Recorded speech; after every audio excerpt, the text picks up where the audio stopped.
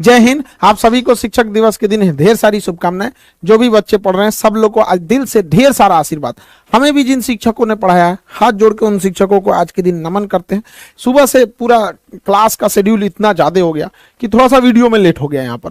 देखिए, ये शिक्षक दिवस जो है हमें विश्व गुरु ऐसे ही नहीं कहा जाता है। सर्वपल्ली डॉक्टर राधाकृष्णन एक विलक्षण प्रतिभा के धनी थे। वो आज ही के दिन 5 सितंबर 1888 को तमिलनाडु के एक छोटे से गांव में जन्म लिए थे। वो प्रारंभिक शिक्षा किए, फिर स्कॉलरशिप के पढ़ाई से आगे बढ़े और फिर बाहर जाके कई सारे डिग्रियां हासिल की और विदेशों में जाकर पढ़ाएं। ये अपने काबिलियत के दम पर बनारस हिंदू यूनिवर्सिटी यानी BHU के कुलपति नियुक्त हुए। इसके बाद इनकी और भी योग्यताओं को देखते हुए इन्हें भारत का राजदूत बनाकर उस समय सोवियत संघ भेजा गया। उनके इन गुणों को और आगे बढ़ाते हुए उन्हें भारत का उपराष्ट्रपति नियुक्त किया गया। तो वाइस प्रेसिडेंट में भारत के पहले उपराष्ट्रपति चुने गए थे हमारे राधाकृष्णन जी। फिर हमारे दूसरे राष्ट्रपति के चुनाव में भी इन्हें स्थान दिया गया। तो ये भारत में आप देखिएगा शिक्षा के दम पर जो भी बड़े मुकाम हासिल करने थे वो सारे मुकामों को इन्होंने हासिल किया। अब कुछ लोग कहते हैं कि पढ़ लिख के कोई राजा बनता, ऐसे गधों से दूर रहना चाहिए। यहाँ पर पढ़ लिख के राजा बनने का यहाँ पे तो पढ़ाई लिखाई बहुत ज्यादा जरूरी है। भारत एक विश्व गुरु के तौर पे जाना जाता था। हमारे यहाँ एक से एक शिक्षक आए लोग जो शिक्षा दिए लोग। देखिए, शिक्षक एक दीपक के समान होता है जो खुद जल के दूसरों को रोशनी करता है।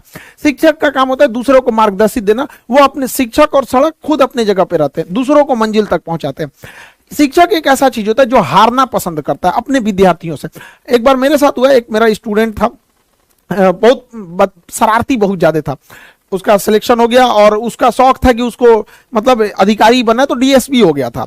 तो एक बार बड़ा जिद किया कि सर ऑफिस में छुट्टी का समय आइए ना कभी, हमारे ऑफिस के सारे स्टाफ लोग भी मिलना चाहते हैं प्लीज। बहुत रिक्वेस्ट किया तो हम उसको गए, बताए नहीं कि हम इतना बोले थे आ जाएंगे लेकिन टाइम नहीं बताए। वहां गए तो उसका सिक्योरिटी गार्ड हमको रोक दिया। हम तो मास्क लगाए थे, कोरोना चल रहा था यहाँ पे। कहा कि रुकिए अभी यहाँ पे सर बिजी है। हमको बड़ा खुशी हुआ, हम चुपचाप बताए नहीं यहाँ पे। कहा कि सर मीटिंग में है।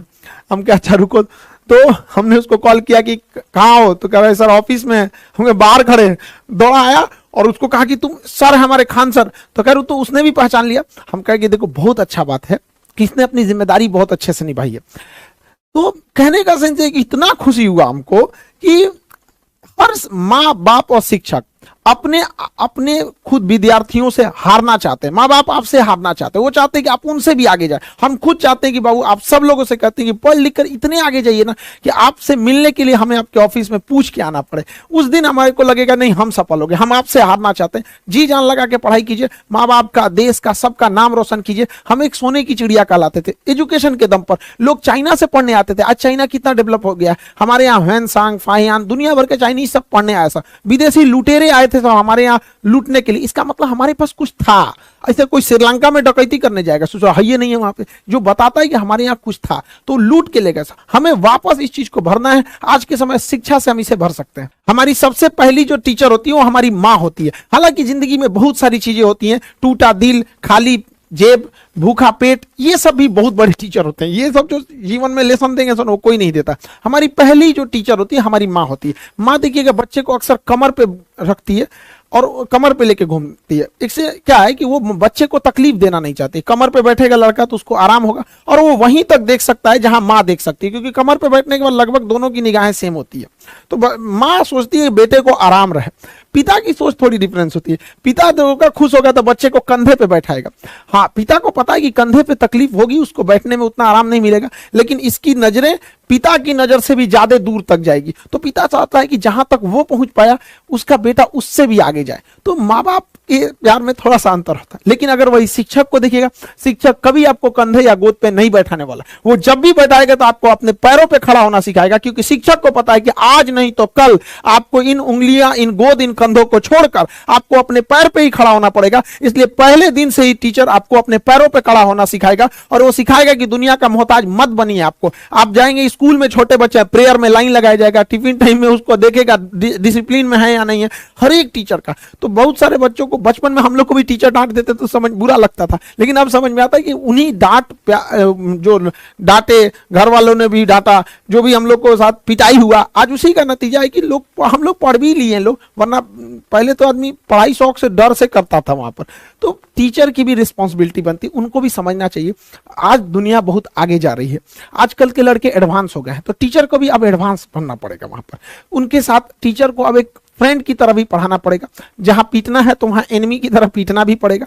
तो दोनों बैलेंस करना जरूरी है। हमारे देश में शिक्षकों की कभी कोई कमी नहीं है, चाहे वह हमारे आचार्य चाणक्य हों, जिन्होंने एक इतने बड़े कुशासन के धनानंद को समाप्त करके एक साधारण व्यक्ति को रंग से राजा बना दिया। वहां पर हमारे द्रोणाचार्य रहे हो या स्वयं कृष्ण भगवान रहे हो, जिन्होंने गीता में अर्जुन को न जाने कितनी शिक्षाएं दी, वो युद्ध के मैदान में ही इतनी बड़ी शिक्षा दी है। तो हमारा देश जो है ऐसे ही नहीं विश्व गुरु कहलाता है। विश्व के जो भी बड़े बड़े गुरु हुए हैं वो यहां से ताल्लुक रखते थे, तो हम विश्व गुरु कहलाते थे। हमारा कर्तव्य बनता है कि हम इस धरोहर को, इस जिम्मेदारी को संजो के रखें। ये हमारा कर्तव्य बनता है कि हम इसे और आगे ले जाएं, न कि हमें इसे धूमिल करें, क्योंकि इस धरोहर हमें विरासत में मिली है, न कि हम लोगों ने इसमें बहुत बड़ा योगदान दिया। हमारे पूर्वजों की विरासत है, हमें कोशिश करना चाहिए कि इसे आगे बढ़ाएं। एटलीस्ट अगर आगे नहीं बढ़ा सकते हैं तो इसे स्टेबल रखें, न कि इसे धूमिल करें। अभी क्या है कि टीचिंग फील्ड में बहुत सारा चीज जो हो गया है, वाहियात चीजें आ गई हैं। कुछ टीचरों को देख रहे हैं, खास करके भाई हम क्या ही बताएं, कुछ फीमेल टीचरों से रिक्वेस्ट है कि आप पढ़ाने आ रहे हैं तो अपने पर्सनल लाइफ को अपने घर पे रखिए। टीचर की सोशल जिम्मेदारी भी होती है, वो एक स्टूडेंट के लिए रोल मॉडल होता है। क्लास में आके उल्टा सीधा एक्टिविटी करिएगा। कई को देख रहे थे क्लासों में आके आंख मार रहा है, उल्टा सीधा कमेंट पढ़ना है। देखिए कमेंट रहे ना रहे ऐसे ही झूठे पढ़ देते हैं सब। तो ऐसे टीचर लोगों को भी कहते हैं ध्यान दिया कीजिए। हम ही लोग हैं भाई, किसी दिन बाल कटवाएंगे तो कभी ज्यादा काट देगा, तो पता है कि लड़का पूछने वाला है कि सर आज बाल ज्यादा काट दिया, तो क्या हम ये कमेंट पढ़ेंगे? इग्नोर करेंगे हम ये सब चीजों को। कोई क्वेश्चन पूछ रहा है तो उसको पढ़ेंगे, तो जानबूझ के ऐसा ऐसा कमेंट पढ़ेगी, सर मैडम आज गोर लग रही है, ससुर इतने फिल्टर अब मेकअप हटा के देखो दलिदर लगेगी। यहाँ पे अपने से सोच लेना है। तो देखिए हम किसी से, हमारा कोई द्वेष नहीं है, बस हम इतना कहना चाहते हैं कि हमारे देश की जो संस्कृति है, जो हमारे देश की विरासत है, उसे खिलवाड़ करने का अधिकार किसी को नहीं है। अगर कोई उससे खिलवाड़ करेगा तो हम उसका विरोध करेंगे। हम हाथ जोड़ के विनती करते हैं कि हमारे देश की जो धरोहर है उसे बचा के रखिए। हमारा देश विश्व गुरु के नाम से जाना जाता है। इस धरोहर, इस संस्कृति को बचा के रखिए। यह भी आपकी एक देशभक्ति है, इसे बचा के रखना है। जिसको बहुत ज्यादा शौक है इंग्लैंड चल जाए ना, वहां जैसे मन वैसे पढ़ाना है पढ़ाओ, जो मन पहन के पढ़ाना है पढ़ाओ यहाँ पर, लेकिन हमारे देश की जो धरोहर, जो संस्कृति है, उसे बचा के रखिए। हम प्रेम से समझा रहे हैं, वरना फिर लड़का आप लोग को उल्टा सीधा सुनाएगा तो आप कहिएगा लड़का बोलते हैं सब। एक टीचर की अंदर ये समझ होनी चाहिए कि हमें किस तरह के भाषा का प्रयोग करना है, या फिर किस तरह के कमेंट्स को पढ़ना है, कैसे कपड़े पहनने। अब ये सब समझाने की चीजें हमारे यहाँ। टीचर की पहचान उसके पढ़ाने से होनी चाहिए। जैसे हमारे संदीप महेश्वरी सर, इनकी पहचान क्या है? मोटिवेशनल वीडियोस देते हैं, इनके कंटेंट जो होते हैं मोटिवेशन से रहते हैं। ये हमारे विवेक बिंद्रा साहब बिजनेस कोच हैं, बिजनेस के नए नए आइडियाज देते हैं। यहाँ पर एपीजे अब्दुल कलाम क्यों जाने जाते हैं? मिसाइल मैन के लिए। खान सर के बारे में कुछ क्यों जाने जाते हैं? तो जटिल चीजों को समझा देते हैं, ना कि नाचने गाने के लिए। यहाँ पर तो कई ऐसे टीचर हैं जो पढ़ाने से ज्यादा नाचने गाने के लिए फेमस है।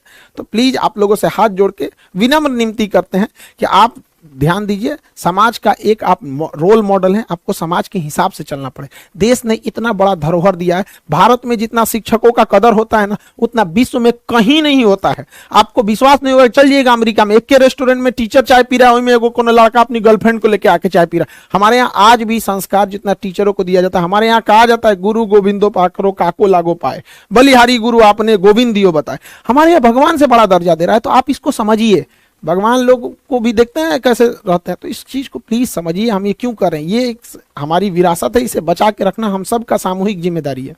हर जगह जहां कुछ लोग रहते हैं, आपसी कुछ मतभेद हो जाते हैं, तो हम सारे लोगों से भी यही कहते हैं। आज का दिन शिक्षक दिवस है, स्टूडेंट से भी कहते हैं और टीचर लोगों से भी कहते हैं कि आपसी विवाद को आपस में ही सुलझा लेना चाहिए। विवाद से विकास रुक जाता है। आपसी विवाद को सुलझा लेना चाहिए, ना कि तू मैं करके विवादों को बढ़ा देना चाहिए। हमारे पास तो कई हमारे मित्र हैं, टीचर हैं लोग, वहां पे कई बार ऐसा कहते हैं कि सर अपना बैचवा थोड़ा देर से दीजिएगा ना, हम थोड़ा सा बैच अनाउंस करके तो कुछ एडमिशन ले लेते, तो क्या हम उससे लड़ने जाएंगे? हम कहे ठीक है भाई, थोड़ा सा देर से ही दे देंगे। एक लड़का हमारे ऑफिस में आया, कह रहा है कि सर हम आपके पास फाउंडेशन किए, सारा कोर्स किए, एग्जाम में थोड़ा सा डिले हो गया तो हम एक जगह टेस्ट सीरीज पकड़ लिए। उनका कहना है कि लड़का हमारे यहाँ से पढ़ा था, हम बताइए सर हम जा रहे हैं अभी ये करने। हम उसको समझा रही गधा कहीं का, अभी से तुम इतना गुस्सा क्यों करने लगा? तो स्टूडेंट सबको ये समझ में नहीं आता है कि यार तुम इतना ज्यादा गुस्सा क्यों करने लगता है।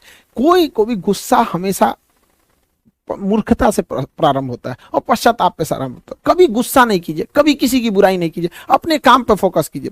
जब हम YouTube स्टार्ट किए थे तो हमको मतलब कोई खास आइडिया नहीं था, लेकिन YouTube का आप मेरा